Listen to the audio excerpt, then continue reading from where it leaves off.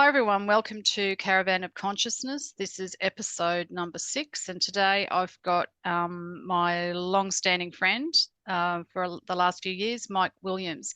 Mike is a researcher and a documentary maker. He studies subjects involving the nature of the music industry, particularly the Beatles construct and the Paul is dead subject in all its various forms.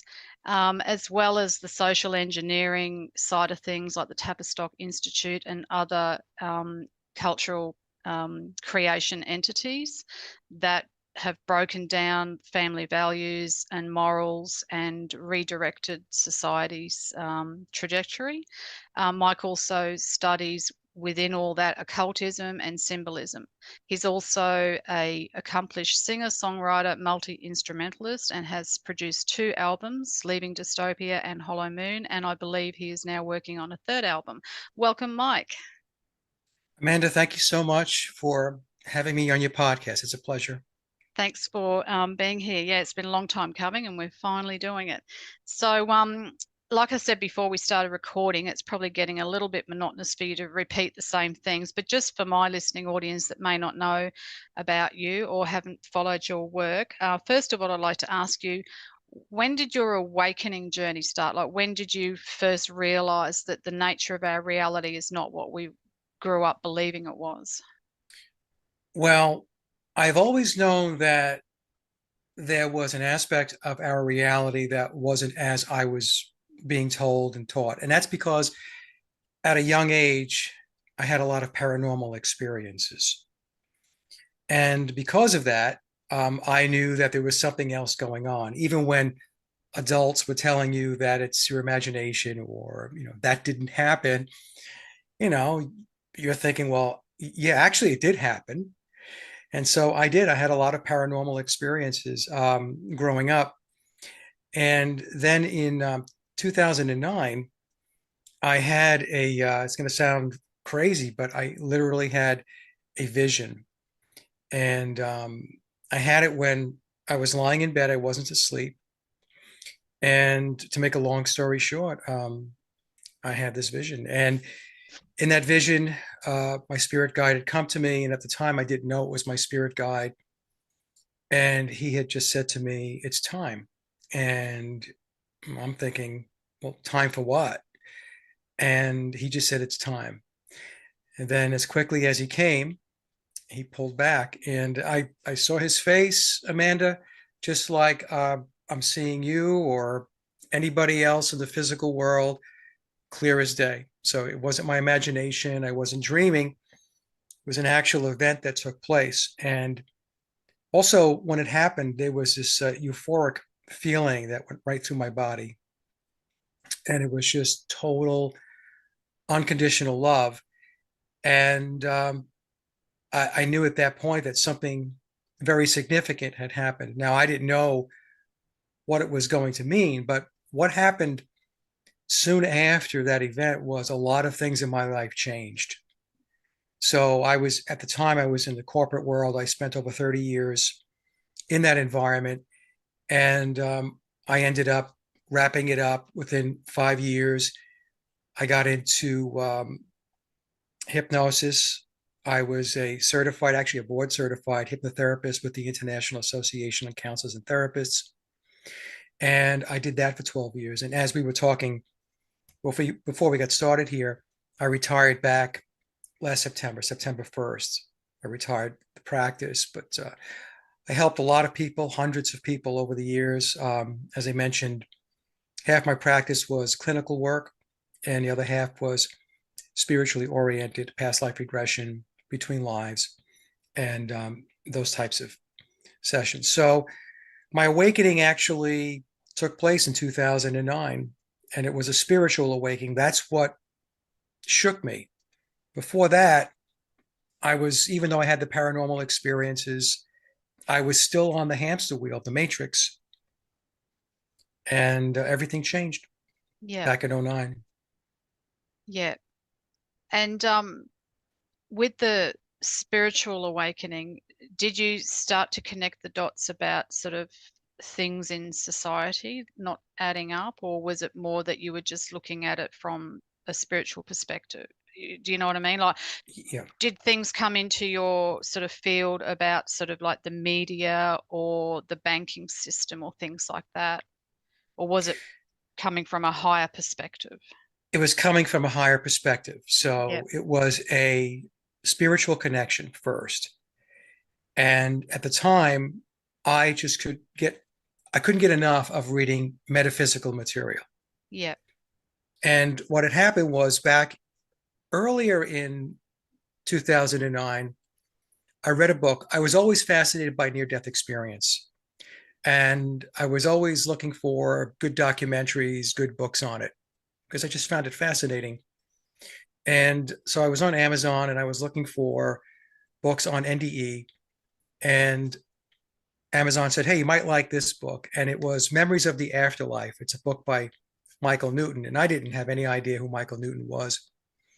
And it was a pre-order, so the book wasn't ready yet.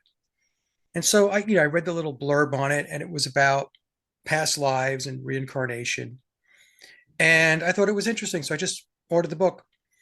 And when I got it, I think it was 30 something case studies by people who were doing the work that I ended up doing, who were connected into the Newton Institute. And I was just blown away by what was in the book. And after I got done reading it, I think it took me about 3 nights of reading it. I just plowed right through it. I decided that I wanted to go get my own past life session. And I wound up going out to Wilmington, North Carolina. That's where well, she ended up being, Brand ended up being my colleague. We actually worked together between training and instructing for almost 10 years. And that's where I had my sessions. I had a past life regression on a Thursday, and I stayed over in Wilmington because that's about 2 hours from where I live in Raleigh. And the next day I had a between live session. And it was a game changer, total game changer. So after having the experiences, I drove home and I thought, I have to do this work. It's very, very important because it's work that's going to not only benefit me personally, but I'm going to be able to help a lot of other people to awaken and to help improve their lives, whether it be through spiritual sessions or through clinical hypnosis. And so that's where it came from.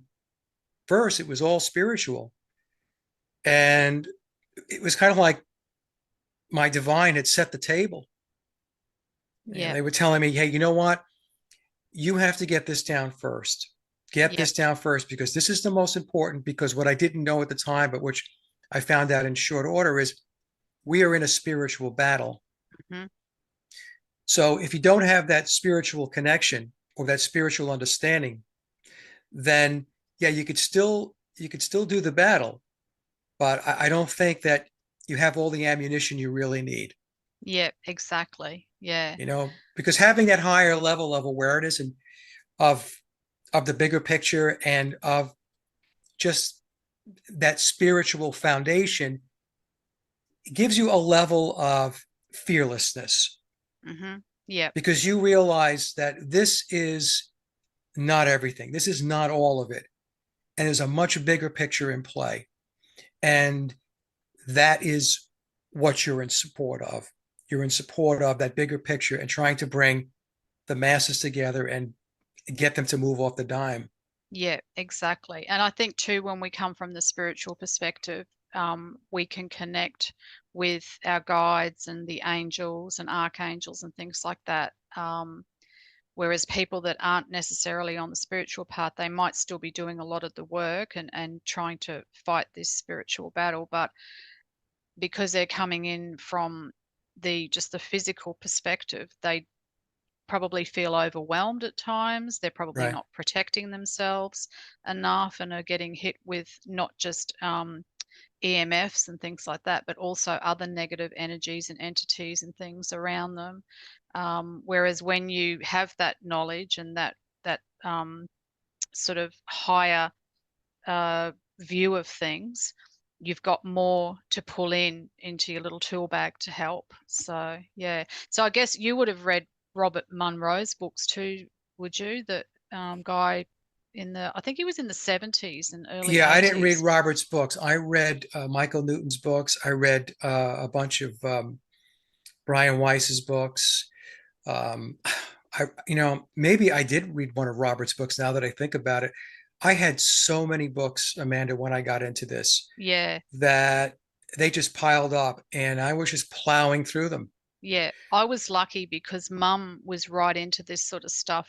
And I can remember even as a child, and like sort of pre-teen and then going into my teens reading all these sorts of things. You know, mum had books like Life Before Life, Life After Death, Life Between Lives. She had some Robert Hmm. Monroe ones. She had some Seth, Jane Roberts books, the readings of Seth and things like that. So I actually had a good foundation of spiritual knowledge right from being young. But like you, I was also still stuck in the matrix in other ways, like I didn't realize until probably around, I think it was around 2009 or 10, maybe, around the Zeitgeist movie when that first came out, Yeah, I because remember that. I Yep. had a friend put me onto that, and that's when my eyes just really opened up to everything, you know, banking systems, religious indoctrination, social engineering, pretty much everything, every aspect of our lives is controlled.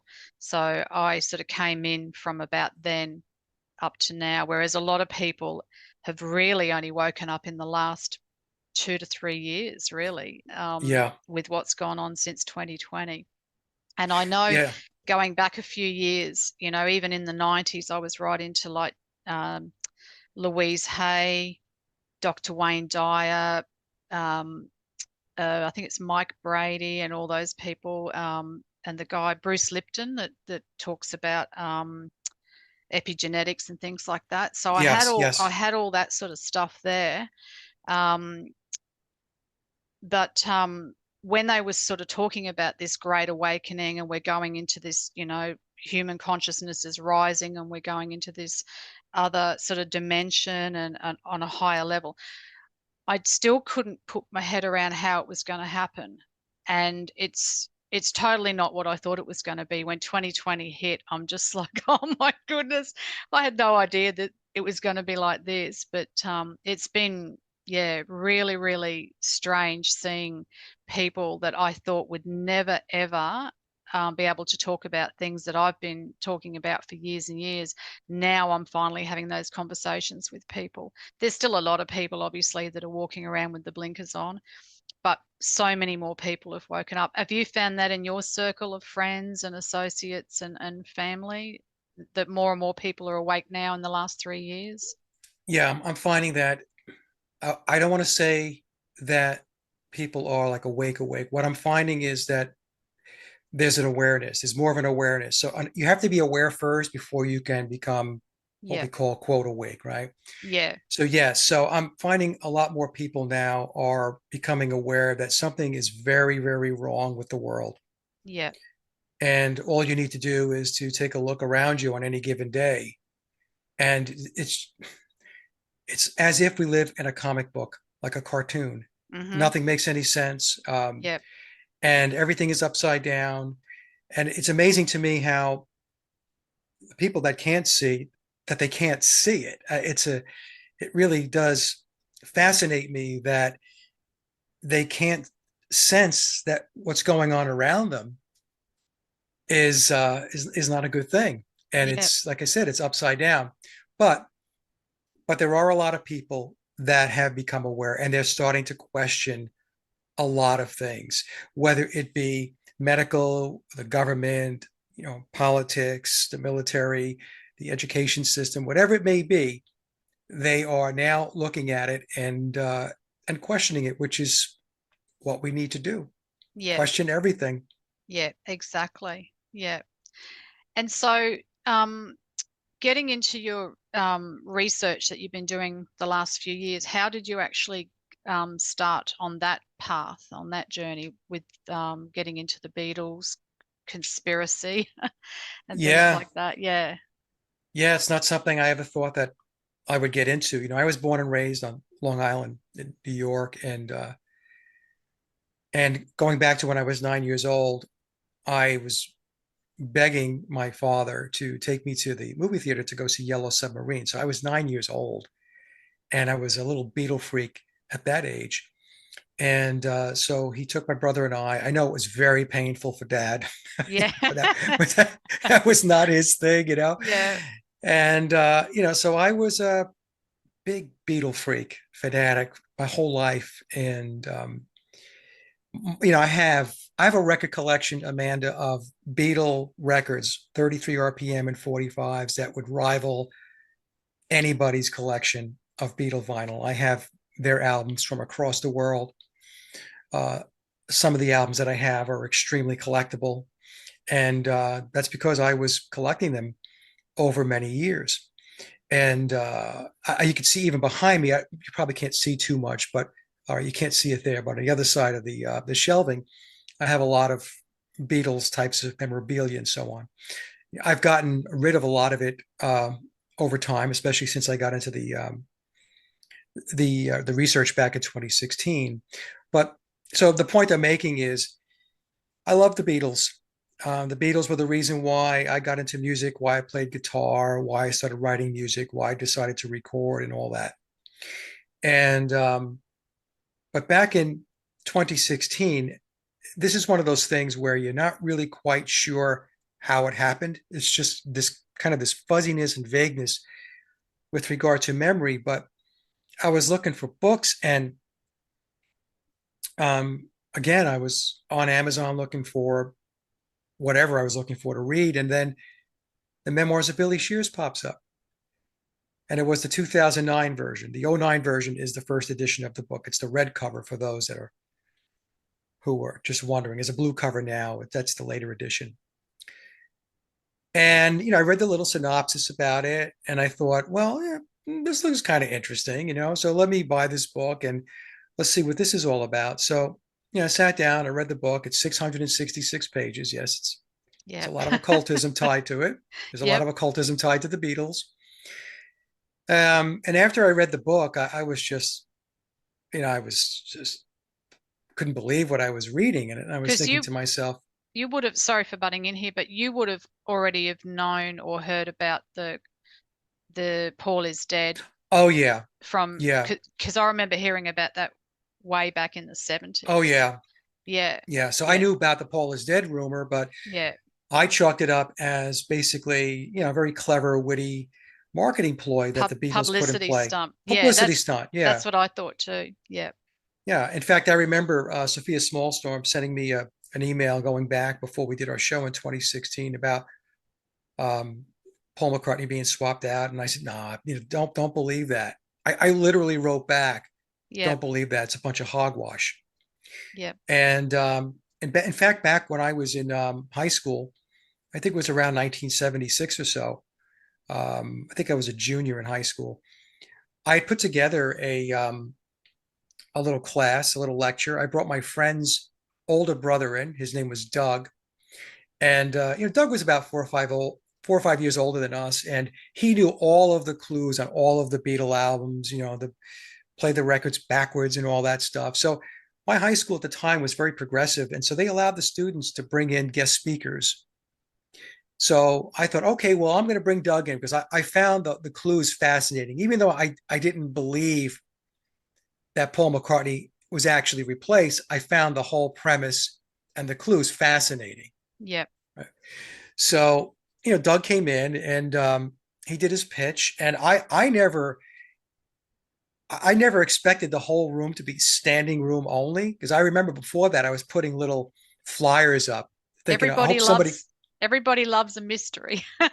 Yeah, well, I was thinking, well, I hope somebody comes Yeah. to my little thing here. Yeah. And so by the time we got going and Doug was there, the room was packed, and he was going through all the albums and he was playing the records backwards, and it was just fascinating. So I knew all about it. But then when I bought the book in '09, excuse me, 2016, the '09 edition of the book, it was a lot more than just replacing Paul McCartney. It was just about how the Beatles were a psychological operation, a PSYOP, a social engineering initiative created by Tavistock, who reports in under the Committee of 300. And I was just, okay, this is a lot to take in.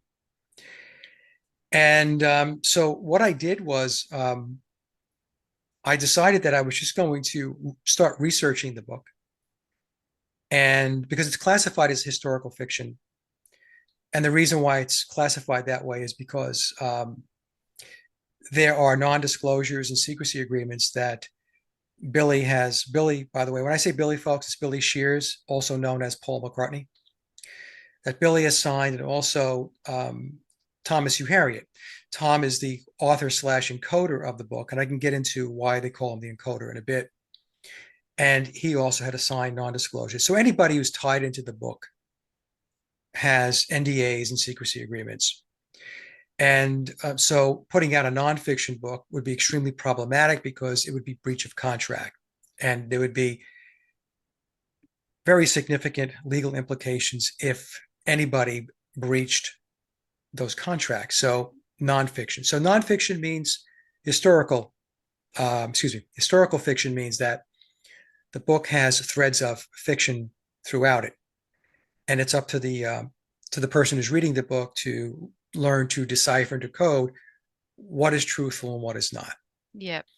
Right. So that's how I got into it. And then I remember reading the book, and I said, I was talking to Sophia Smallstorm, and I said to Sophia, we were on a Skype call or something, and I said, hey, I'm reading this book. It's crazy stuff. And I was telling her about it because she says, weren't you the one that wrote me an email and said that Paul McCartney's always been Paul McCartney? Yeah, I said, she okay, would. She'd be giving it to you. I'm like, okay, just get rid of that email, right? Things change. Yeah. So anyway, she said, well, you have to come on the show, her podcast, and talk about it. And I said, oh my God, how am I going to do this? Because it was 666 pages. So, the first order of business is, how do you take that much material and kind of funnel it down to something that you can present in an hour, a half, or 2 hours? And so I kind of put it off. So I said, okay, let me look at it. And then I would pray that she wouldn't ask me again, But that's not Sophia. So she decided that she's pretty persistent. So periodically, like every 2 weeks or so, she would ask me about the book and, do you want to come on the show to do it? So finally I said, okay. So I did the work to boil the 666 pages down to the highlighted portions of the book that I felt were important to talk about. And that was back in September of 2016. And I thought that would be the only show I was going to do on it. I honestly didn't think that there was going to be a demand to hear any more than that. And I wasn't even sure that I wanted to do it, because I thought to myself, do I really want to tie myself up to be like the quote, Paul is dead guy, Yeah. And then I got an email from Mark Devlin. And, Mark emailed me. He says, Mike, I just listened to the show you did with Sophia. I'm like, oh no. And of all people. I love Mark, but yeah, I know, but he's really going to take you to task now, isn't he?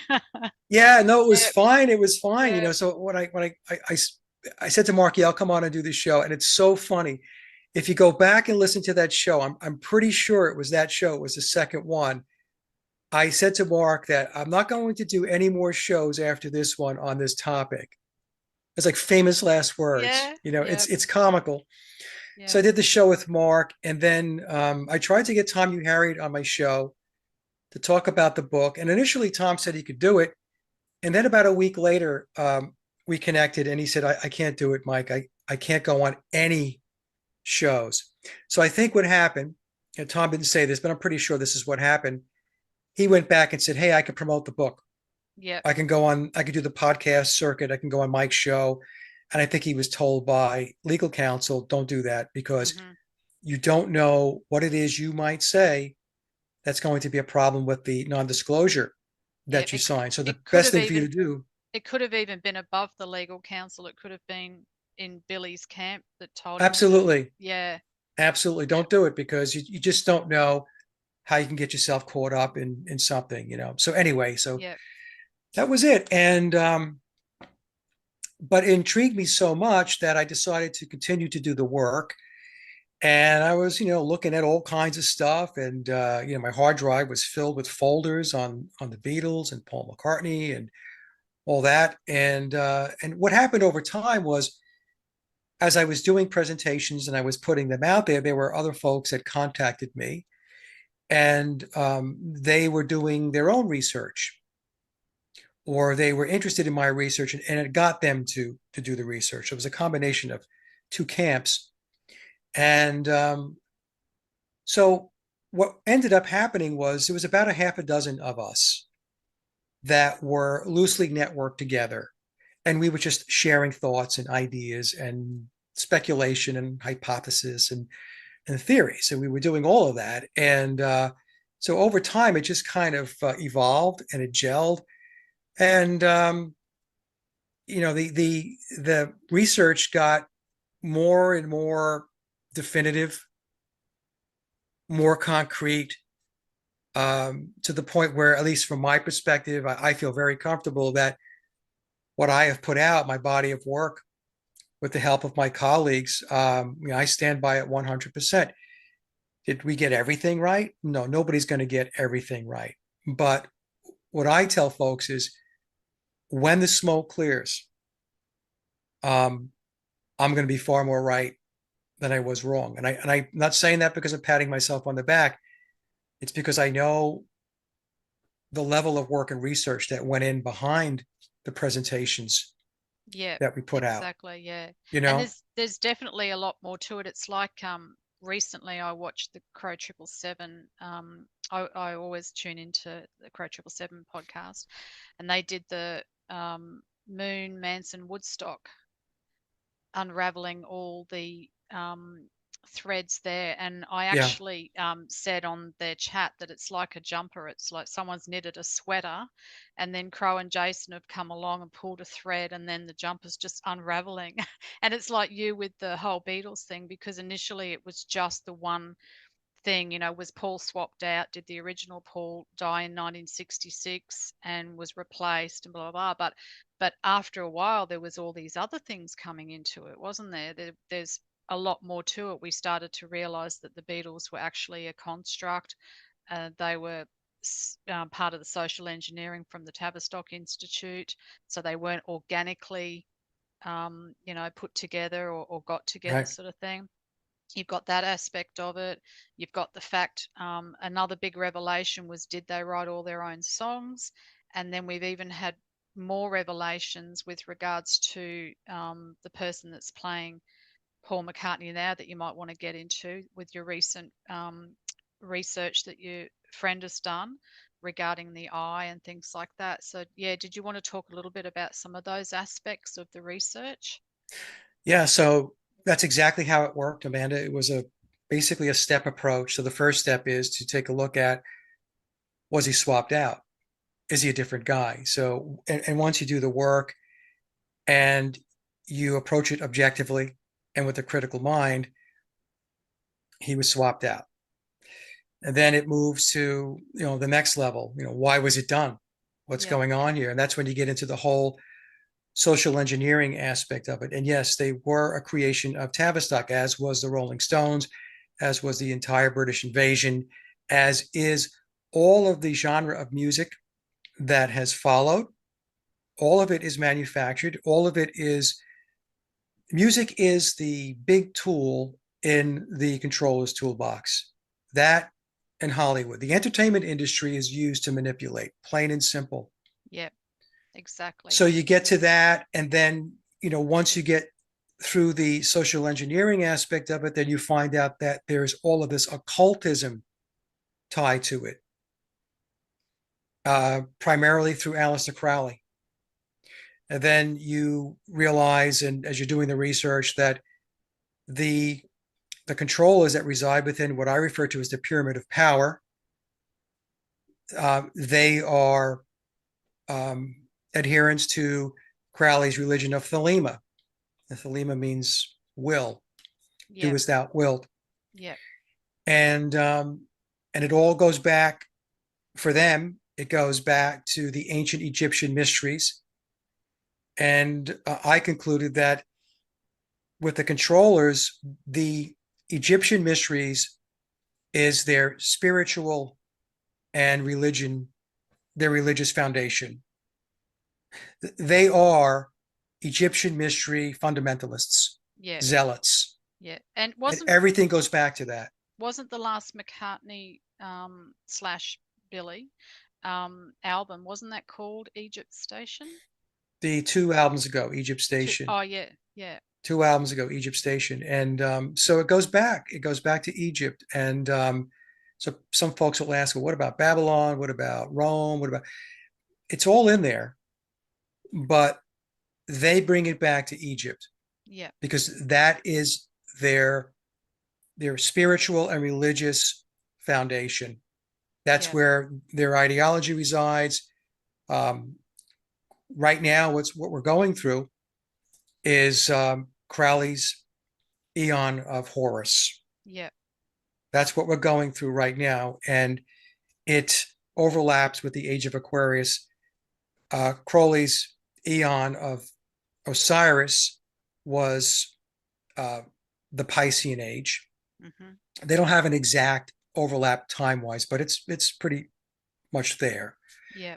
And before that, it was the Aeon of Isis.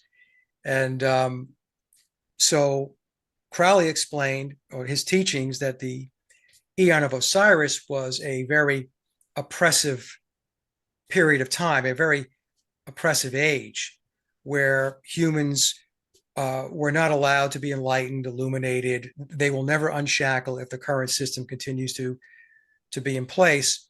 And so the old system, or the age of Pisces, or the Aeon of Osiris, needs to be dismantled, needs to be taken down, and start with the new. And the new would be the age of Aquarius, the Aeon of Horus. That's where we get the phoenix rising. The phoenix is representative of Lucifer.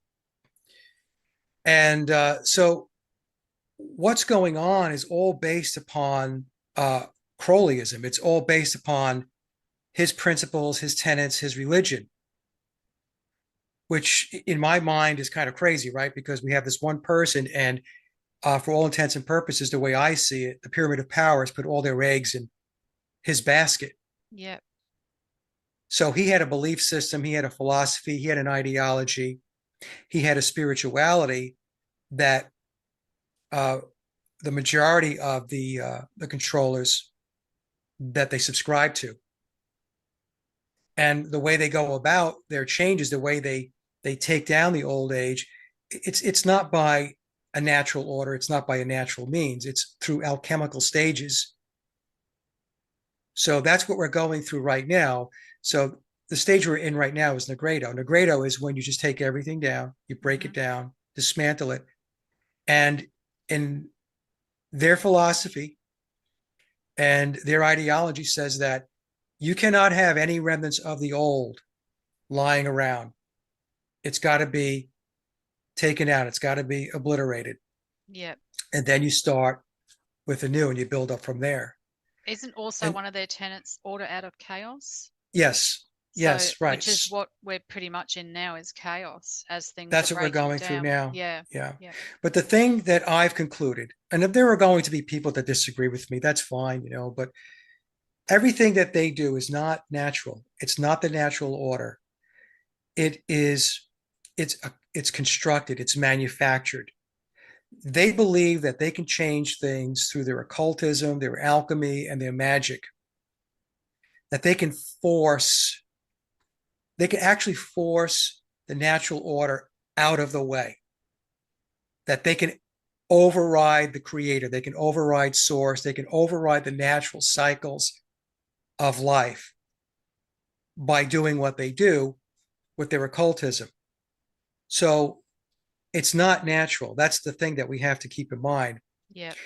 And when they talk about how things are going to be so grand in the future, they are not speaking to the average person.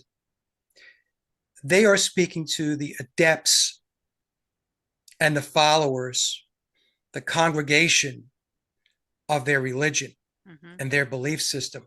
Yeah. In Crowley's book 77, he goes through a whole list of things that sound really great. Man should be able to do this, should be able to do that, should be able to do all these things, follow his will unencumbered. And then at the very end, Aleister Crowley says, and for anybody who gets in the way of you pursuing your will, you can kill them. And then below that, the rest will be our slaves.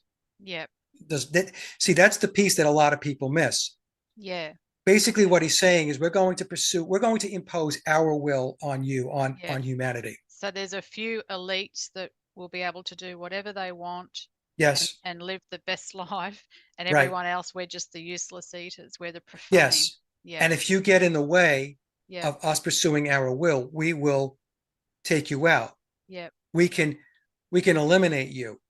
And for those of you that are still around, you're our slaves. Yeah. That's how I interpreted Crowley's book 77. And that's the thing that I have people write me and say, no,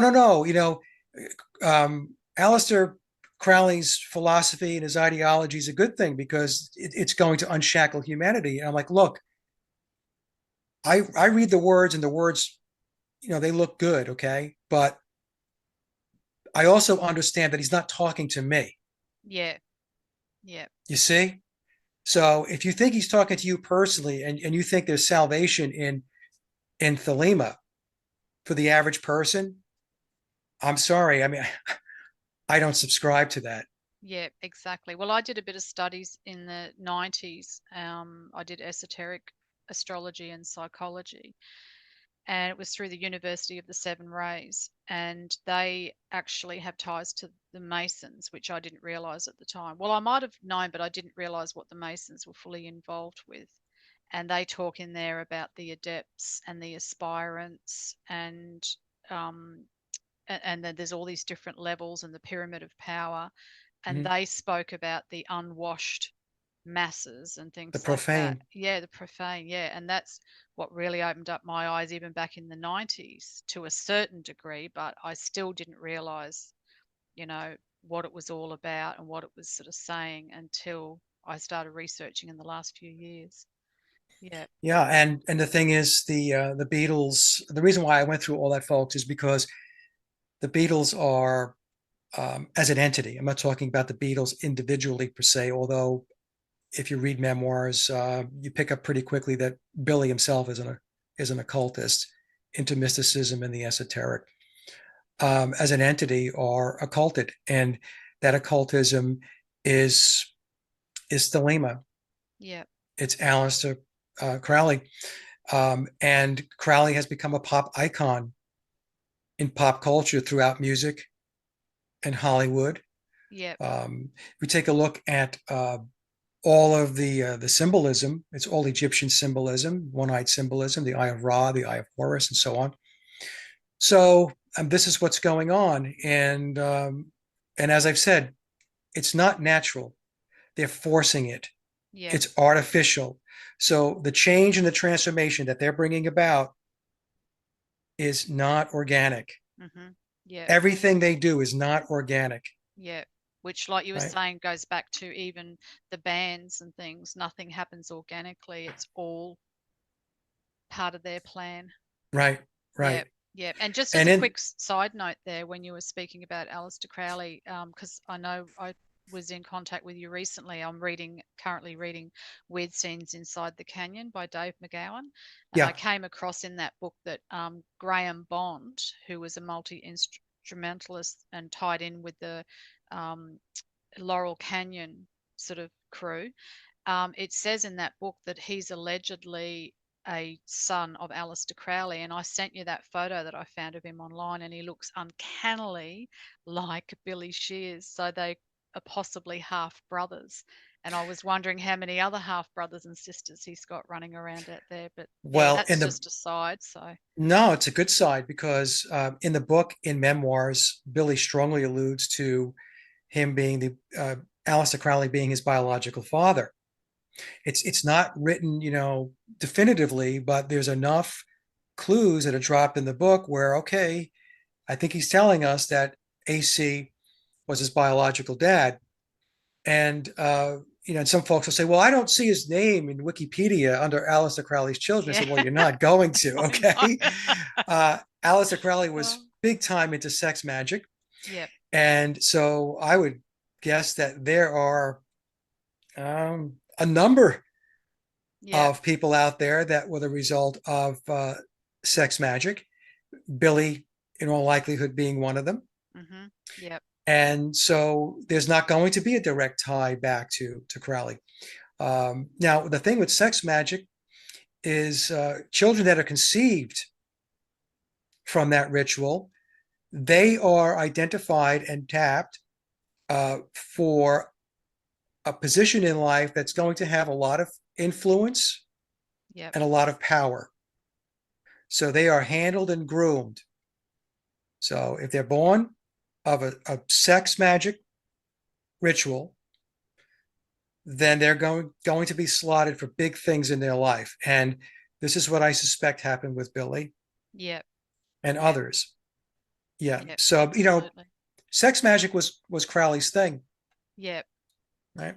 That's pretty Yeah. much, I mean, I don't want to, he was known for a lot of things, but sex magic was really at the top of the list of ritual types of endeavors that Yeah. he engaged in. Yeah. Yeah. Exactly. Yeah. And so you came across, okay, so the Paul is dead started the research, and then you found out that the Beatles were actually not organic. Where did you go after that? Like, did you originally, you still thought they wrote all their songs, or how did that come about that you realize that they may not have written?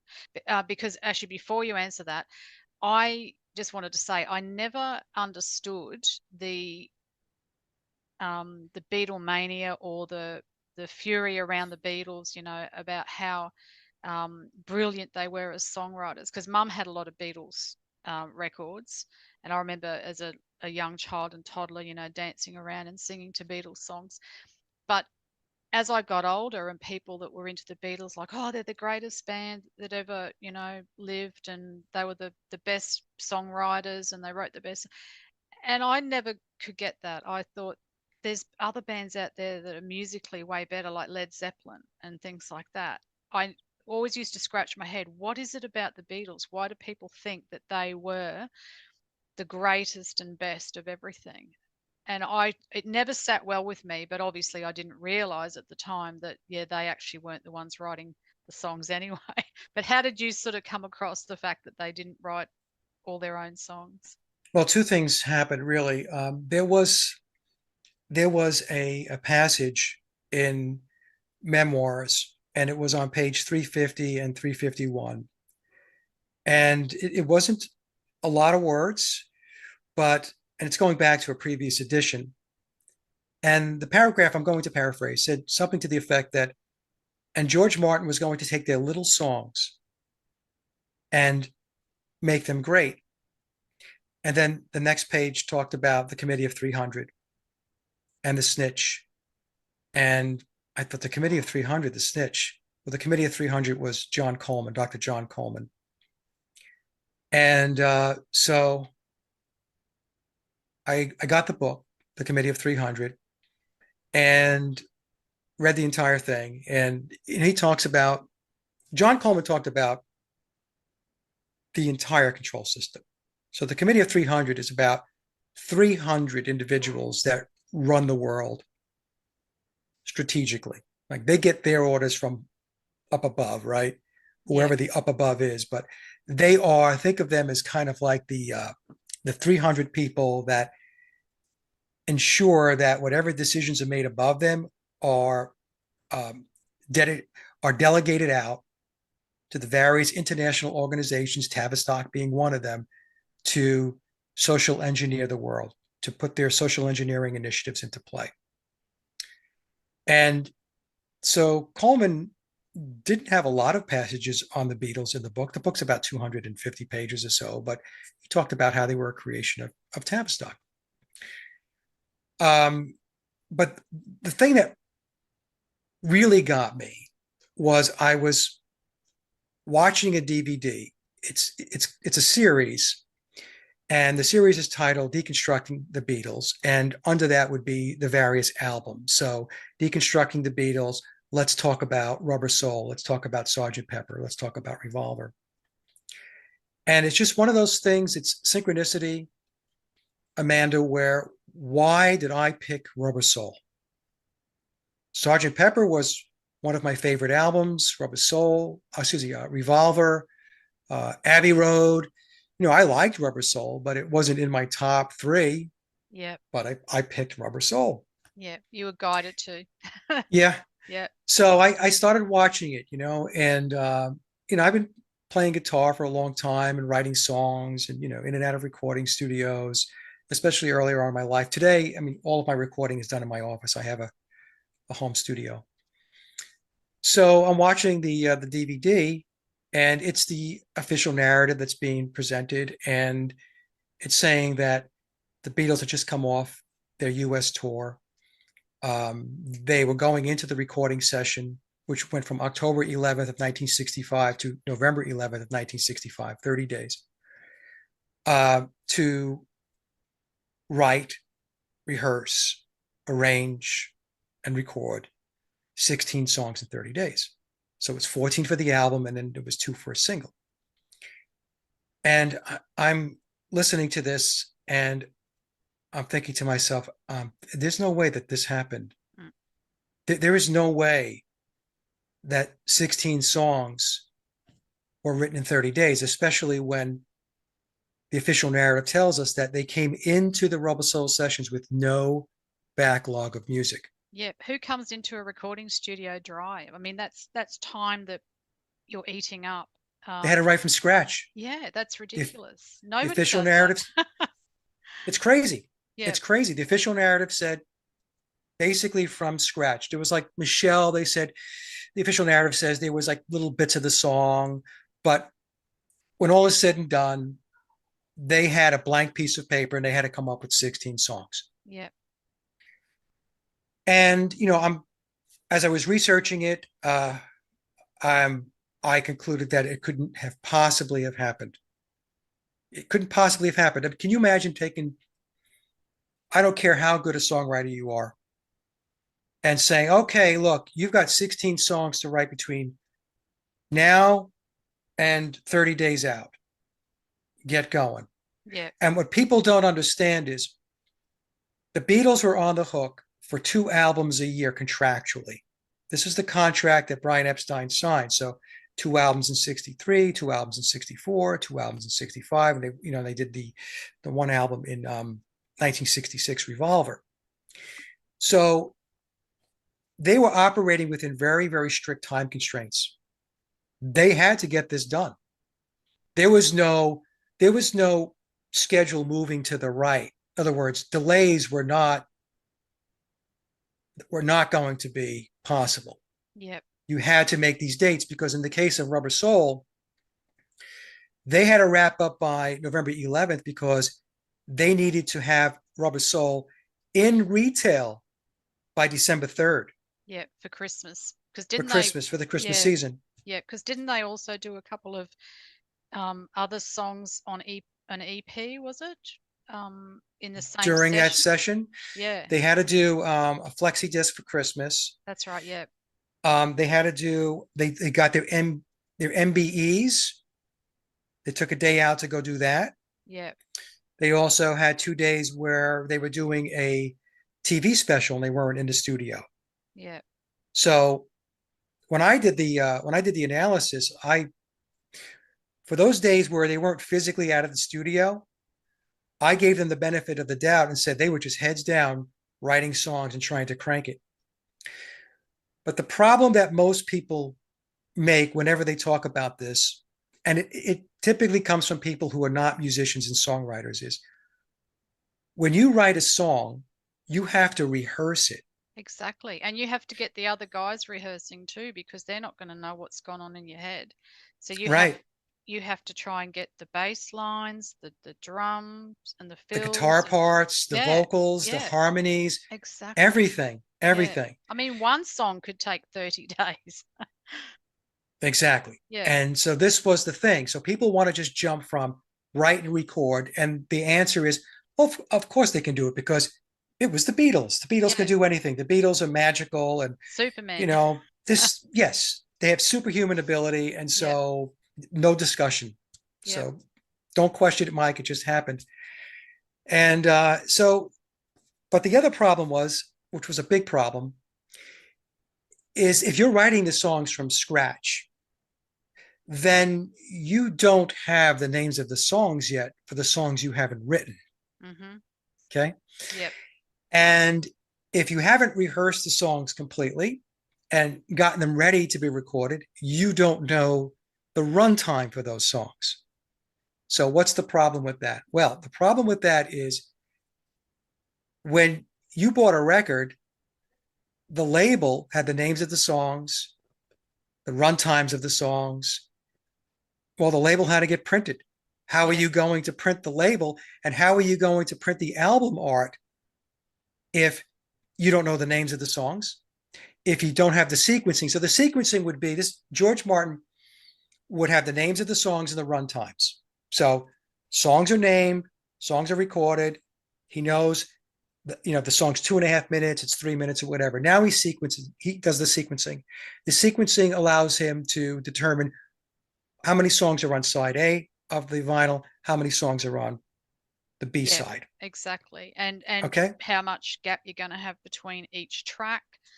Yes, all of That this sort of thing. stuff. Yeah. Yeah. All of this has to take place. Yeah. So the thing is, with the Beatles Rubber Soul story, they, of the 16 songs, 4 of them we're told were completed on the very last day, November 11th.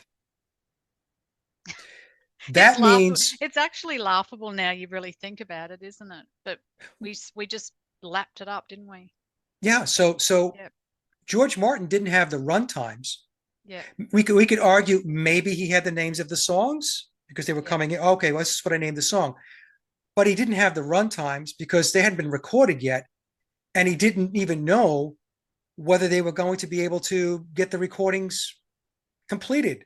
Yep. Right? I mean, you're hoping that you can get it done, but so no run times. So without that, um, he couldn't do the sequencing yet. He had to do all the mixing, and so on the 17th of November, so the Beatles finished up late in at night. Actually, it went into the early morning hours of November 12th, like 2 a.m. or something like that, if I recall, for those 4 songs.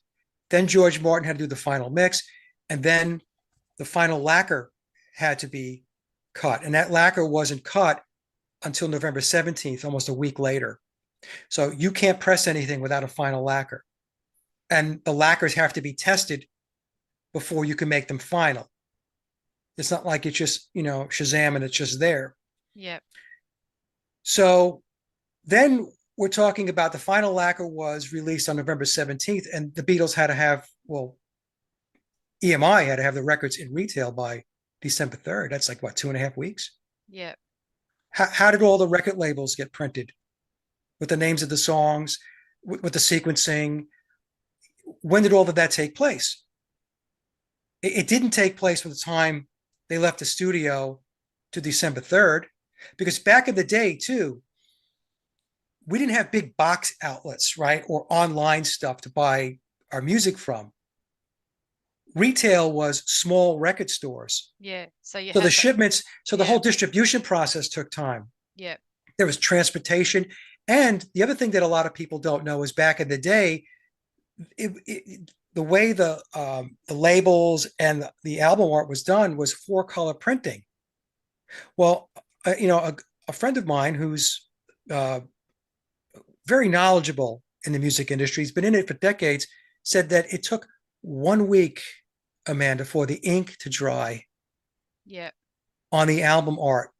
So that's 1 week that they couldn't do anything as far as packaging anything because, well, the ink had to dry Yep.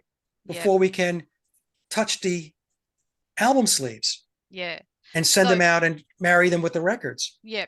So, what do you think actually happened? Do you think that the musical side of things, the instrumental was already done, the Yeah, albums were all yeah, ready, and they just came in and laid down the vocals? yes, that's Yeah. exactly what happened. So the reason why I took everybody through that is to understand logistically Yeah. what was going on, Yeah. And right? how And how it's impossible to it believe wasn't the possible. narrative. Yeah. Yeah, because you would approach it saying, oh, they went in, they wrote, they rehearsed, they arranged, they recorded, they put the record sleeves together, the labels and all that stuff. And you're like, well, hold on a second. There's a lot of problems with that flow, that Yeah. process. Okay. So what happened was what I deducted was this. You had to back the process up, right? So in other words, the songs were pre-written by ghostwriters. These would be handpicked songwriters on the EMI/Tavistock staff team that were in all likelihood dedicated to the Beatles and the Beatles only, or predominantly the Beatles. Yeah. And those songs were recorded by session musicians, session players. I call it the wrecking crew model. Yeah. So for those of you that don't know what the wrecking crew model is, back in the 1960s and 70s, the wrecking crew in the United States was responsible for a vast majority of the musicianship that was on the pop records that you were listening to. So as an example, it's the wrecking crew on the Beach Boys' Pet Sounds. Yeah. Beach Boys didn't play on Pet Sounds. It was the wrecking crew. So that was the model. And And that and it wasn't also just a, that also explains why a lot of the bands, when you heard them live, didn't sound anything like they did on the studio yes. album. Yeah, Yeah. So that's I right. mean, you're So never going to sound exactly the same anyway, even if you did do the studio work.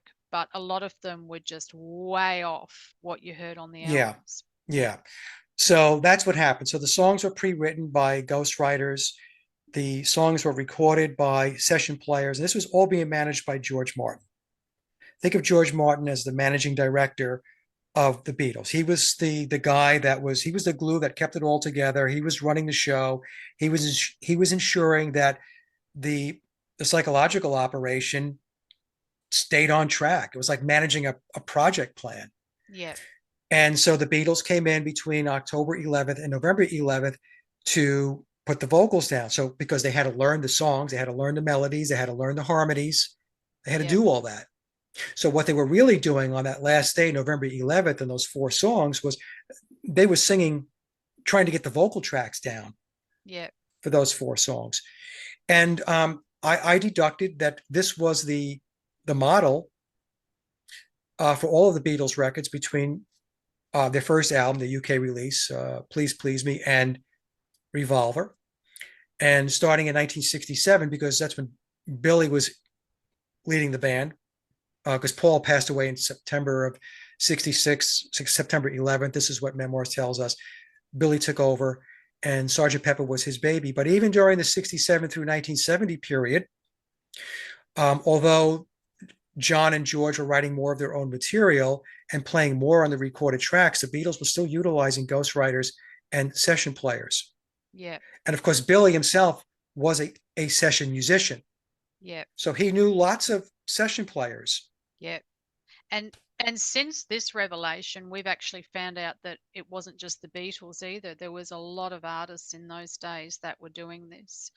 Because I Yeah. watched The Wrecking Crew and I watched that other show recently that you Muscle were talking. Shoals, No, not that one. The other one, Hired Hired Gun. Gun. Yeah, I haven't watched Muscle Shoals yet, but Hired Gun explains it as well. Going into the 80s, that a lot of people come in and do um, things in the studio and even off stage at live Yeah. events. Yeah. Yes. So with live shows, there are backing tracks Yeah. and there are offstage, backstage musicians. And this has been going on forever. It goes on today. In fact, a lot of information is coming out now, like bands like Kiss. Exactly. And lip that was a syncing. hard pill for me to swallow because I was a huge Kiss fan when I was in my teens. Yeah, And now I just look at them and I just think, oh my God, not only should they not be doing what they're doing because Paul Stanley's voice is completely shot, as is Billy Shear's, yeah, by the way. But I understand why they're doing what they're doing because they have to keep doing it because that's the contract that they signed. But yes. yeah, but they're actually they just look like clowns now, literally clowns. It's Yeah, just so this goes back, Amanda, you touched on it, right? So um, they have these pacts. So if we go back to the example I like to use is Bob Dylan was on 60 Minutes back in, I think it was the early 2000s, and he was talking to Ed Bradley, and Ed Bradley was asking him about his writing his music and why is he still doing it? And, because it's been going on a long time, because Dylan started in the early 1960s. So fast forward 40 years and Ed Bradley's talking to Bob Dylan. That's a long time, 4 decades. yep, And in that interview, Dylan said that he has to do it because that's his contract with the chief commander. And that's Dylan actually referred to who he made the pact with as the chief commander. yep, So these pacts, even though a lot of people don't want to believe that they take place, they take place. yeah, And in fact, in memoirs, it tells us that John and Paul entered into a Faustian bargain in October of 1963, yep, and Paul was the ritual sacrifice out of that Faustian bargain, and then John, people could surmise he was taken out in 1980 because of that pact as well. But we have Brian Jones of the Rolling Stones. We have John Bonham from Led Zeppelin. We have Keith Moon from The Who. yep. We can go Even on over and on and here in on. Australia, we've got Bon Scott from On AC/DC who was Scott, replaced by the Brian 27 Johnson. Club. Yep, and Michael Hutchence Mm-hmm. in excess. Yeah. So although I do think that that might have been with regards to Bob Geldof and the whole Paulie Yates thing as well. But again, it could have been a sacrificial um, sort of satanic type thing Yeah, that went on there. And yeah, most bands, most big bands, there's very, very few. The only one I can really think of off the top of my head at the moment is U2 that's still got the original members. yeah, But most big bands lose at least one member or a family member very close, like Eric Clapton lost a child, Robert Connor. Plant lost a child. Yeah, yeah, Yeah, so Billy calls it in the book death for success. yeah. Because there's no And other industry. There's no other industry, no matter what you're doing, whether you're a plumber, a truck driver, a doctor, whatever. There's no other industry that I know of that anyone that rises to the top of their game has so much death around that industry than the entertainment industry. exactly. It's Yeah, very, very dark. And just take a look at these awards shows. Here we had the Super Bowl, the Grammy Awards.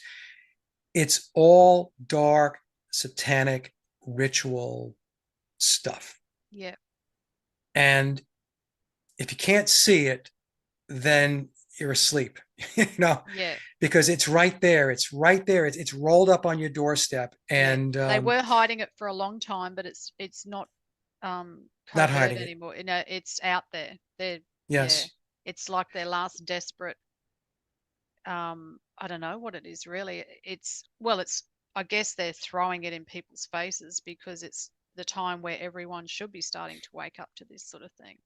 right. And in their minds, I guess they're thinking, well, what are you going to do about it?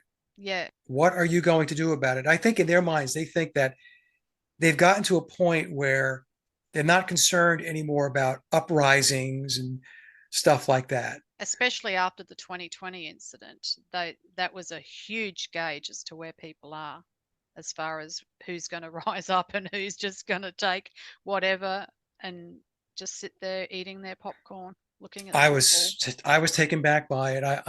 Yeah, I readily admit that when it first came out in March of 2020, I thought, oh, here we go again. Who's going to yeah, believe this? Who's going to do that? And then just about, I don't know, 95% of the population decided to just fall in line. Yeah.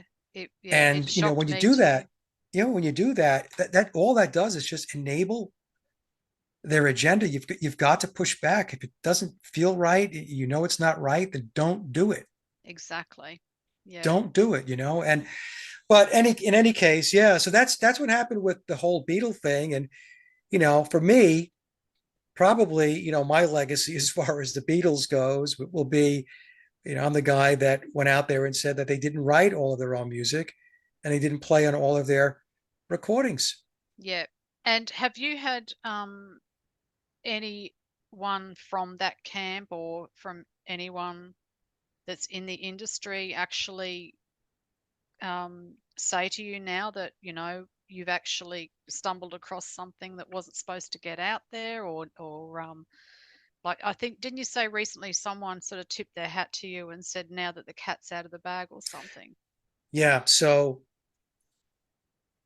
Bernard Purdie, who was a great session drummer, one of the most recorded drummers uh, in the world, I guess. Back in the late 1970s, he came out and said that he drummed on 21 Beatle tracks, early Beatle tracks.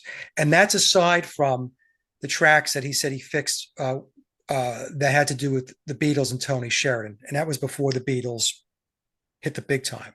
So he did 21 tracks, Beatle tracks, Yep. starting with their first album, Please Please Me in 1963. And Bernard has never come off that. In fact, he published a book in 2014 titled Let the Drums Speak, and he has an entire chapter dedicated to that. So he drummed on 21 songs. So when I did the presentation back in April of 2020, before that, I was dialoguing through email with a lady, and she was out of the UK. And you can tell when you're communicating with somebody that they know a little bit more than what they're letting on, Yep. because she had some good information and some very good insights, And so after I published the April 2020 presentation, she wrote me and she said to me, Mike, now that the cat is out of the bag, she said, my relative, I don't want to make the connection because I don't want to cause her any consternation, Yep. was Ronnie Verrill. And I'm talking about a very close family connection. Okay. Yep. Ronnie Verrill was also a very famous session drummer out of the UK. Bernard was out of the US, and Ronnie was out of the UK. So you could see right away that, country boundaries really didn't apply. Yeah.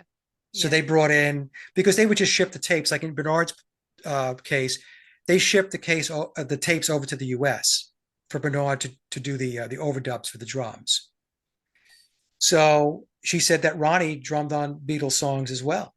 Yeah. So now we have Bernard Purdie saying he drummed on 21 songs. I have now Ronnie Verrill's been dead for a while now, but we have his relative stepping forth and saying that Ronnie drummed on Beatles songs. Yeah. The official narrative tells us that George Martin hired Andy White to drum on two Beatles songs that were told, P.S. I Love You and Love Me Do. My take is that I seriously doubt that George Martin only hired Andy White for two songs. Yeah. I think Andy White If drummed on he's a lot already more got him songs. there, he may as well utilize it, Yeah, so just yeah. if he's hiring Andy White, that means that Andy White is a go-to person. He's a go-to drummer, right? Yeah. That's the way it works.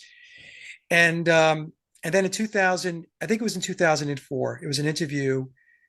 Bernard Purdie was being interviewed. I think it was a Red Bull sponsored interview or something. And they asked him about it. And to make a long story short, Bernard said that there were four drummers on the Beatles songs. And he's talking about the early period. And he said Ringo was not one of them. I mean, how much clearer does it have to be? Yeah. So people will say, well, who are the four drummers, Mike? And I'm like, well, we know Bernard has been saying now for 40 years or so, he drummed on 21. I got verification from Ronnie Verrill's relative that Ronnie drummed on him. We know that Andy White drummed on Beatles songs because the official narrative tells us. Yep. And who's the fourth one? I don't know. I mean, I have surmised that it could be a drummer like Hal Blaine from the Wrecking Crew, but Yep. it could be any session drummer that that George Martin, or but back in the day, 62 to 66, it would have been George Martin Yep. would have hired. So that's just the drummers. Yeah. In an Exactly. interview that Billy did with Bernie Goldberg, going back, I think it's the 1980s, he was asking about some of the stress and the tension between the band, and Billy said that for Sergeant Pepper, he said that George was pretty much a no-show, that he Hmm. was putting a pool in or something in his yard. Yeah. And, so I'm listening to this and I'm thinking, well, George has all kinds of credits on the album for playing guitar here and there and so on. And here's the guy that was really the mastermind of Sergeant Pepper. It was him and George Martin telling us that he wasn't there. Yeah. And I have another interview with George Harrison where George said that he and Ringo didn't practice. They never practiced. The only time they really did their thing from a guitar perspective or a drumming perspective is when they had to go in and record. Well, that doesn't fly. Yeah. You know, Exactly. you're not Yeah. you're not going to reenact your muscle memory during a recording session. That's not going to work.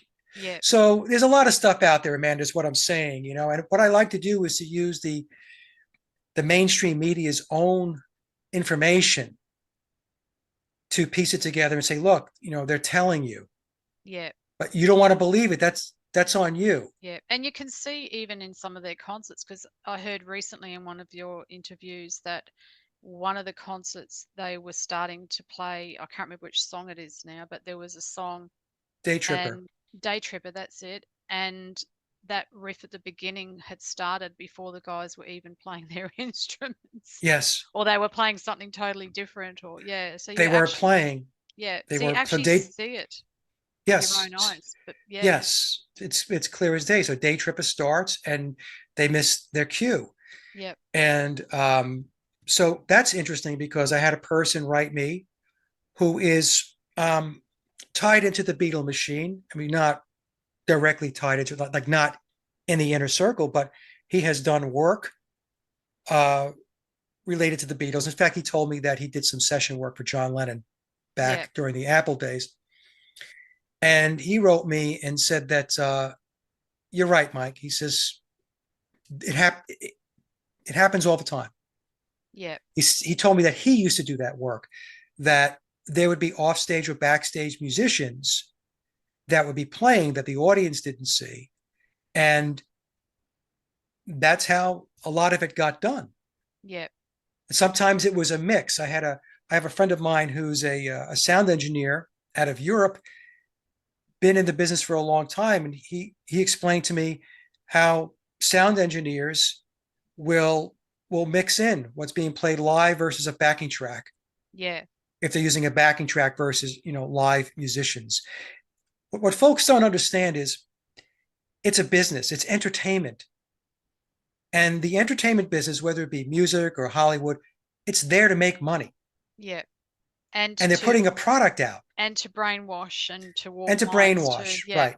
yeah, and Right. social engineer. Yeah, So they're not going to jeopardize their ability to make money. Money is, money is what makes their world go around. yeah, It's our spending money on their stuff is what keeps them at the top of their game. yeah, That's what people, right? Just buying stuff. yeah, It's just the whole consumerism thing. So I know it's a tough pill for a lot of people to swallow, but yeah. there's a lot to it, and It certainly it's is. a lot of Yeah. deception, a lot of illusion, a As lot. yeah, as Mark Devlin says in his musical truth books, it's time to have no more heroes. And it was hard for me as a music fan and also a musician. I mean, I'm not up to the caliber that you are, but I'm just a three-chord strummer. But I've been in a few bands and I've always been into music and I've got heaps of records and singles and CDs and things. Um, and it's got to the point now where I hardly ever listen to anything that I Right. used to absolutely love, even though I can probably still separate myself from the music and what I know about the artist. But even now that I've gone even deeper and found out that probably what you're actually hearing isn't even those guys that you idolized. You don't even know the names or can put a face to the names of any of these people that were playing. So it's almost like it's just, what's the point? You know what I mean? Right. Like, yeah. So I really like looking at like what you did recently with getting all those songwriters together, the indie guys, like, Yeah. I put together the Great Indie Playlist, and it was 100 artists, yeah, 100 songs, because the rules were one song per artist. yeah, And so, yeah, 100 songs and 6.5 hours of playtime. yeah, yeah, That's what you really want to hear, because that's organic music. exactly. Yeah, yeah, That's real people, real musicians, real songwriters yeah, exactly. putting songs together. And I did one in 2021. Last year I couldn't. I just got tied up in a lot of stuff. I did it this year, and I'm looking to. I'm going to try to do it annually. Yeah, yeah. Well, there's so much out there now. There's so many more people that are coming out of the woodwork that are wanting to put out this um, organic music and this more spiritually awakened type music. Yeah, Yeah. But my daughter, she's a singer-songwriter, and I'm so glad she didn't make it big, because she went into heaps of talent shows. She auditioned for like Australia's Got Talent, The X Factor, Time to Shine, a few other things, a few local things. And she always got so down when she didn't get through. And now we know what we know. I'm like, oh my God, you dodged a bullet there. I tell you what, because yes. you don't want to get into that world. You're better off just doing your own thing and releasing your music as an independent artist. Yeah, so, but it My is, daughter, the same thing, actually. My daughter has an unbelievable voice. She had formal voice training yeah, lessons and stuff like that. And she wanted to do all that stuff too. And yeah. thank God she didn't. Yeah, exactly. Yeah. And also, like all the books, like I've got a bookshelf full of autobiographies and biographies of all these artists that I've followed over the years, anywhere from the Beatles to Guns N' Roses to Prince, the Rolling Stone, everything. Anyone that's sort of in the public arena, I've pretty much got books on them. And I'm just like looking at that bookshelf now, just going, oh I my know. God, what do I do with them? What, I don't even want to sell them or pass them on to anyone else, because it's all just rubbish. It's like, what do you do? Just have a big book burning, you know? I know. It Yeah, is all rubbish. I feel the same way, Amanda. yeah, Like I said, I have still do so much Beatle, merchandise and memorabilia, and I've gotten rid of a lot of it. yeah, But I still have to move a lot of it. It does not mean anything to me anymore. yeah, I mean, I still have exactly. that sign above me there. I got the Abbey Road sign. I think I'm just too lazy to pull the pins out and take it down. But it's just stuff like that. Yeah, Yeah, yeah, I yeah, know. And just before we start sort of wrapping up, yeah, we've got a few minutes left. yeah. Take as much time as you need. Yeah, yeah, we can maybe go for another 20 minutes or so. That's fine. Um, yeah, getting back to Paul, the latest revelation about the eye. Do you want to Oh, talk a little bit about that? yeah. No, it's a good thing you circled back to that. Otherwise, Sally would have killed me. Yeah.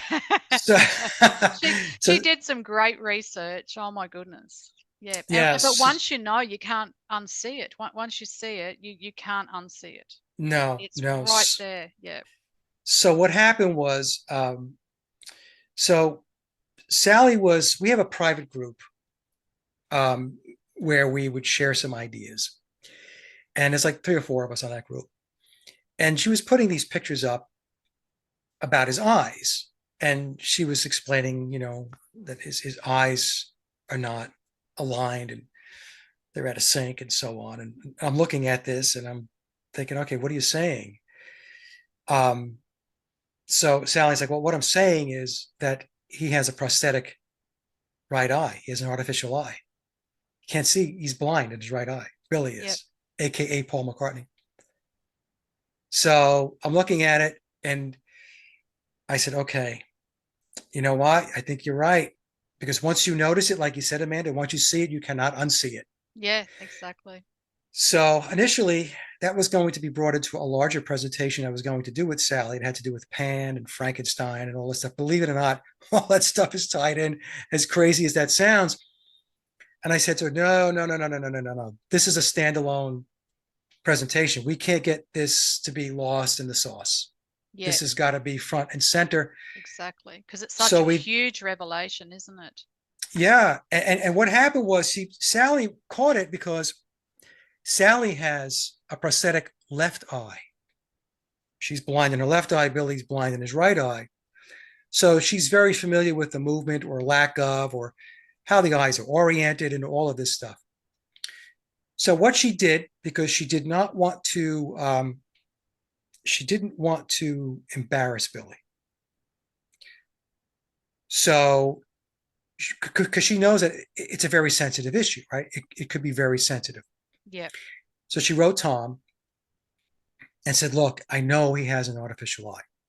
And at first, Tom was kind of like, well, and then finally, she said, I'm paraphrasing here. I know he has an artificial eye. Yeah.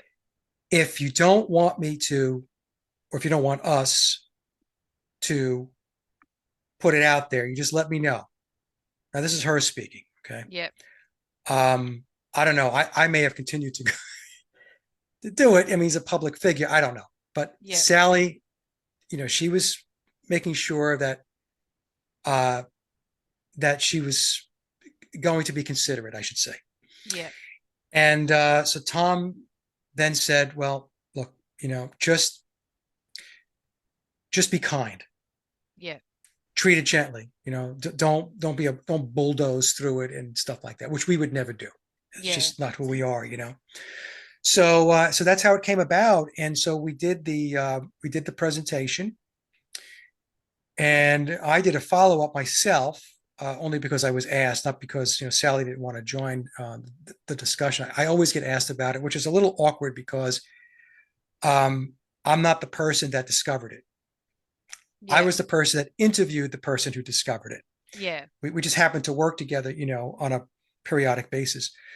But yeah, so, and there's all kinds of occult connections into Billy being blind in that right eye.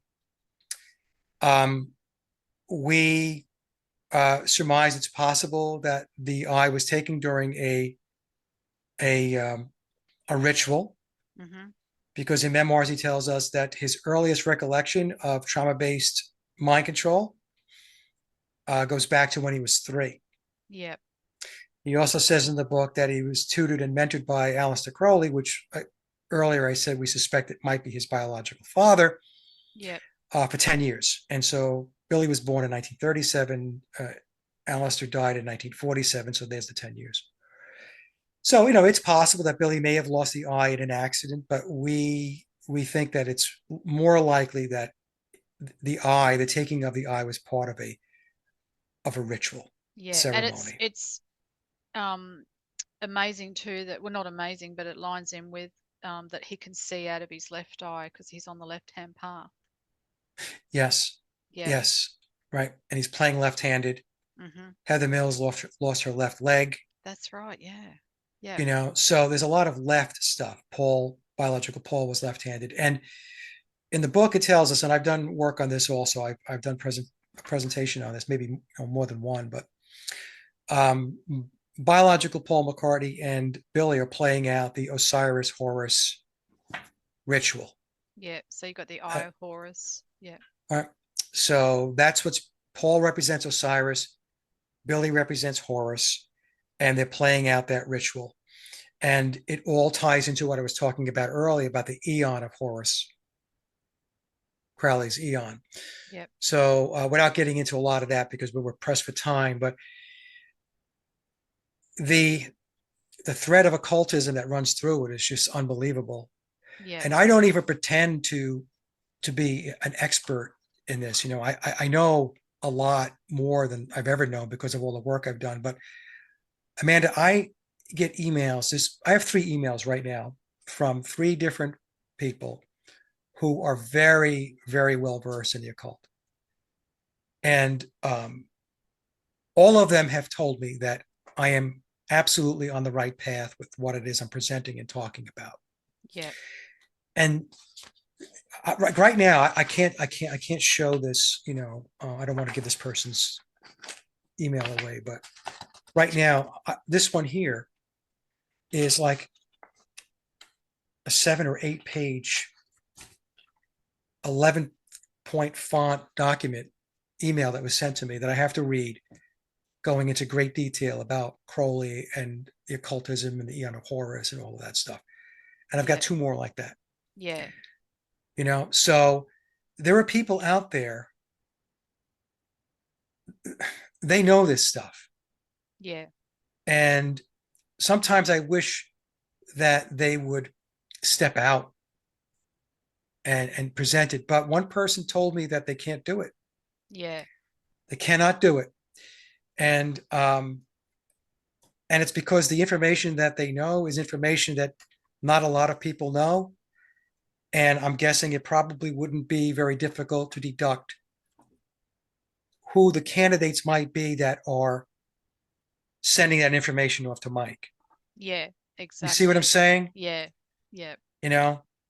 So anyway, yeah, it's crazy. It really is. It's crazy. I never thought I would find myself doing what I'm doing. Yeah. Yeah. And there's so many levels to it, isn't there? Like you were saying, it's not just, and even going back to the book, there's so many levels to that. Like it's got the all the different encoding in it. Yeah. Yeah.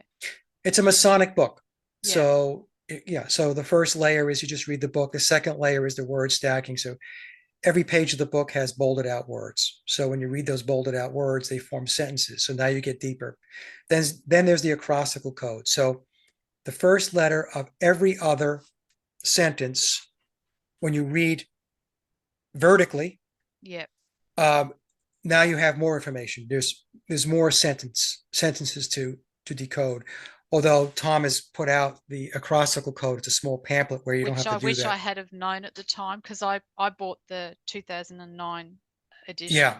And oh my God. I started to do that, and it took forever. I didn't get through it, of course. No, it's labor intensive. Yeah. And then I found out that you can actually get the book that's got that in it. Yeah. And the fourth layer is the book is inviting you to go outside the book. Yeah.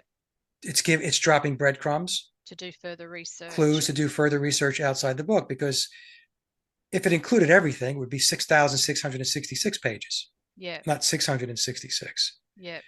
So, and does it have fiction in it? It does have fiction in it. And one of the ways that they embedded the fiction in the book, I actually deducted this and I ran it by Tom and I didn't get no, that's not what we did. So it puts it in the reader's lap to embrace or not embrace something, to believe it or not believe it. So in other words, if somebody believes that Aleister Crowley wasn't that important and he was a carnival barker, then the whole piece about the importance of Aleister Crowley becomes fiction to you. Yeah.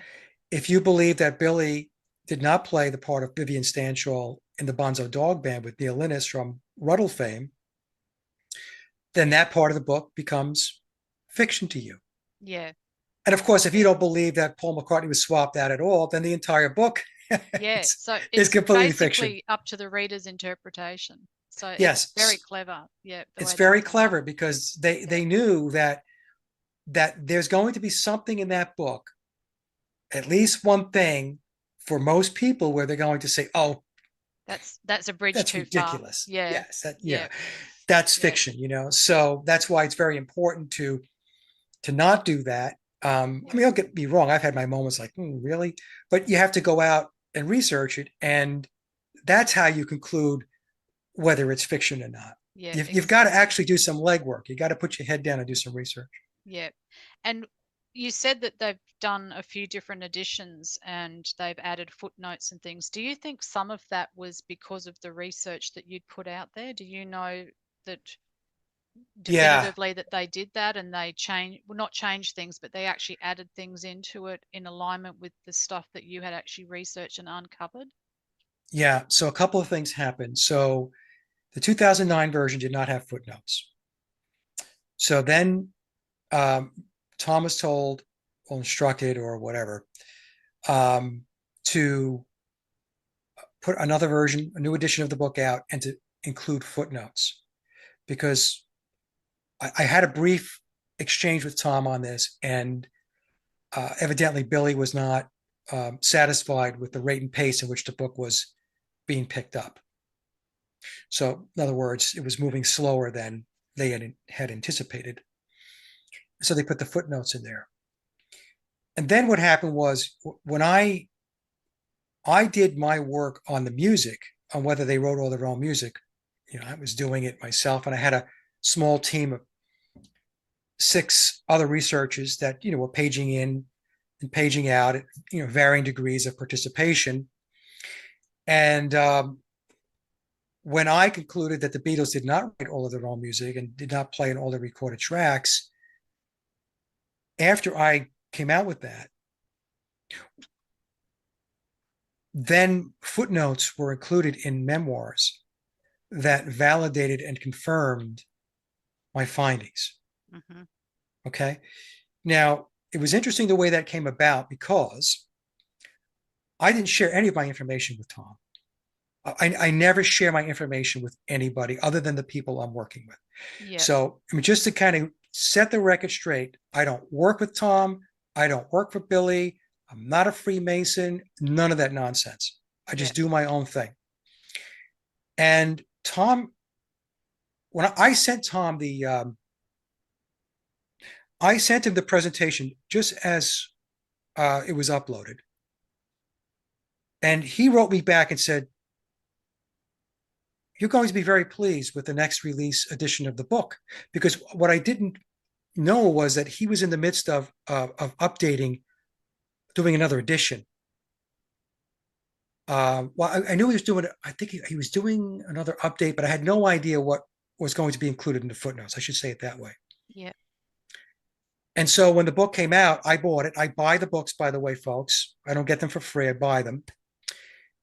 And lo and behold, the footnotes were there, basically, not even basically, validating and confirming what I had researched and concluded. They did not write all their own music and they weren't on all the recorded tracks.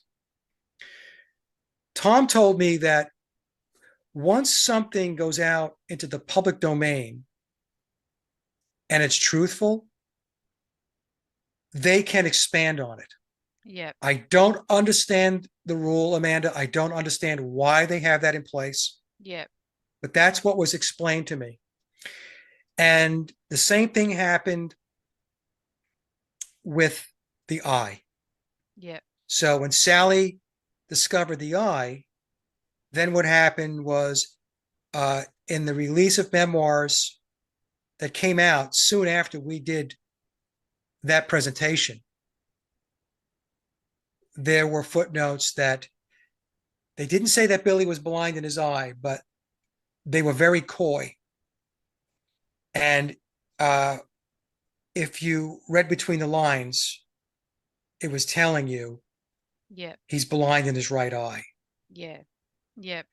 So it's stuff like that. And, some people might argue that maybe memoirs is just, Tom is just taking the cue from us, which is not happening. Yeah. That's not the case at all. Somehow there's this very strange synchronicity that's taking place Yeah. for reasons that I have to be honest with you, I don't quite understand myself because I look at it as I'm just this guy from Long Island, New York. Yeah. I came from a blue collar family. My father was a cop, you know. Yeah. Um, and here I am today. I was a Beatle freak, but hey, what's unusual about that? There's like what, like 5 billion of us on the planet, in the Yeah. world. I shouldn't say planet, in the world. Yep. And and so here I am today, and it's surreal. It really is. Yep. It's weird in a big Yeah. way. Yeah. It's almost like this was what you came to do, on a soul level, in part of the awakening process, in part of making people become more aware of the actual reality of things. And this is your little part in the jigsaw puzzle. But just quickly before we wrap up, I just wanted to say too about the memoirs of Billy Shears, for people that think that it is all fiction, or that it's not, none of this is true. One thing that I've always thought about is, if Thomas E.U. Harriot um, wrote this book, and because they've also got lyrics to songs in the book at the back of the book, he would be charged with all sorts of copyright infringement, and could be sued and roped over the coals for doing what he's done. And also the fact that now, isn't the book um, on the actual Paul McCartney website? Yeah. They're Well, promoting it?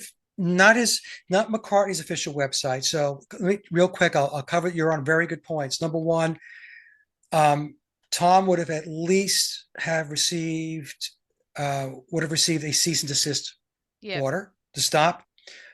He could have been sued for including all of the lyrics that he did in the song. He also probably could have been sued for using Billy's likeness on the back cover, Yep. sleeve inside the back cover. So the book is also being co-marketed on, it's called the Memoirs of Paul McCartney.com. It's a site that Tom is responsible for, but on that site, it's marketing both books, the Memoirs of Billy Shears, Yep. and the Billy's book, the lyrics, 1956 to present. So both those books are side by side on that website. Yep. And in Memoirs, it talks about the lyrics, 1956 to present. So the book includes a plug for that book as well. So that book is the book for the profane. Yep. I mean, I don't like saying that, but it's for all of the people that want to embrace the Cinderella story, right? So go Yep. buy the lyrics, 1950s, 56 to present. Everybody else who wants the real story, Yep. read the Memoirs of Billy Shears. Yep. But there's people that are out there saying that you couldn't get sued for having lyrics in the book, and that's absolutely false. I mean, I checked with two attorneys, and I checked with somebody who is very prominent in the music industry, and I asked him, "Can you just willy-nilly just take lyrics and put them in a book?" Beatle lyrics, no less. Not Yep. just any lyrics, but Beatle lyrics. And every one of them came back to me and said, "No, don't do it. Yep. Don't do it unless you have permission. Yeah. And if you don't have permission, you could be looking at a big problem." Yeah, exactly. Yeah. So for me, that was, I mean, not that I ever doubted the book, because I was already there by the time I read the book. I sort of knew about it and had come to terms with it. But that was the thing that really cemented it for me, was that this book would not be written in the way it's written and with what's in it if it wasn't true, or Right. 99% of it true. Yeah. So, yeah. And the book is written for intrepid minds. Yeah. It's written for people who want to think, Yeah. who want to investigate, who want to research. It's for people that want to be challenged. Yeah. That's what the book, I tell people all the time, it's like a big puzzle. Yeah. Do you want to do a big puzzle? A lot of people don't like puzzles. No, I hate puzzles. Yeah. Fine. Then you'll hate the book because it's a big puzzle. Yeah. Yeah. I'll have to get the updated versions too. And yeah. And and look into that, especially the footnotes. I'll be interested to look at that. So Yeah. we're sort of coming to the end of our time today, but I think we've covered pretty much what we wanted to. We might do a part 2 at some other stage, just touching on some other things as well, if that's all right with you down the track. But I know I would you've love to got, talk to you about the spiritual aspects, Amanda, yeah, because you and I are exactly. really on a same page with a lot of that stuff. I think we can have a great conversation. And to be honest with you, I get beetled out. Yeah, exactly. Yeah, I know. That's why I said at the start of this, it's probably a bit monotonous for you rehashing the same things over and over. But I guess as more and more people start waking up to it, I guess you've got to still keep banging the same drum, because then you'll get other people coming on board that don't even know about it, that start to get the little breadcrumbs. So, Well, I but love speaking to people like you because you're a friend. It's good to speak to friends yeah, because then you can have a very relaxed conversation, yeah, and exactly. Yeah, sometimes, I've had offers to go on some of these bigger shows, and um, you're not really sure what their agenda is. yeah, exactly. Yeah, So, I've told some of them no. I said, yeah. I'm not going to do it. If you want to know what my position is, go to my YouTube channel. Yeah, exactly. It's And all it's not, there. like you haven't got you've got so much work there that, yeah, you can just direct people there. So having said that, where can people find you and Yeah. your work? So just go to my hub website, folks. It's Sage of Quay, SAGEOFQUAY, sageofquay.com. It's one stop shop. Everything's there. All of my links, all of my platforms, my music, everything's there. So just go there and you'll find my work. Yep, great. And your album you're working on now, when do you think that will be out? Have you got a date yet, or are you still sort of in the process of? I have one more song to record, so it's written. Yep, We've just had a lot of stuff to, good stuff with the baby and everything else yep, to focus on. So originally I said this spring, but that's not going to happen. Um, since we're pushing March, I would yep, say I would say probably mid to late summer. yep, yep. And that's Oh, when the that's third album will come out. I have no idea what the title of the album is, yep. but I have 9 songs in the bag, and the 10th one has to be recorded. Yeah. Oh, great. Well, we look forward to that whenever it is. Well, thank And I you. realize how busy you are. And yeah, because time is just flying by. It's just It is. unbelievable. I can't believe we're nearly in March already. So, Yeah. yeah. All right. Well, thank you so much for coming on the podcast. I really, really enjoyed it. And we definitely will be doing a part 2. So, yeah, I'm just so grateful. And I'm so glad that yeah, got to know you all those years ago and have followed your work. And it's just been, yeah, part of my journey too is, starting to pull back from the hero worship that was pretty much throughout all my life with all my music heroes and things. So now I can see, the scales have fallen off the eyes and I can see it for what it is. And I'm so grateful. They say ignorance is bliss, but no, I actually am so glad I know the truth. No, knowledge is bliss. Yes, exactly. Yeah, exactly. All right, Mike. So yeah, thank you again so much, and we'll definitely have you back. Yeah, thank you, Amanda. Okay, thanks. Bye bye. Bye.